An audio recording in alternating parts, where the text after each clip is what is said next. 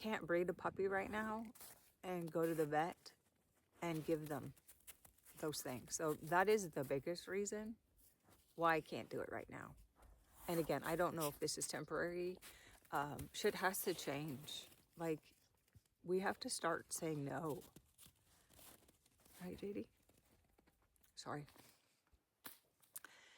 And until we do, see, I told you I'd be emotional. Until we do, there's not going to be any change.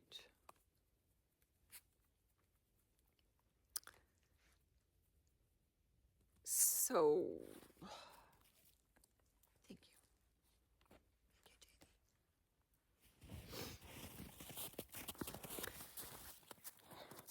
Okay, I'm okay. Thank you.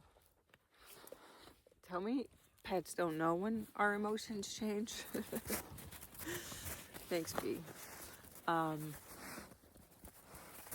But until we stop doing what they're telling us to do, and it's against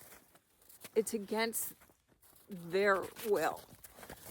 And again, you know, I was aware of what was going on, and I got sidetracked into a vaccine that he didn't need. And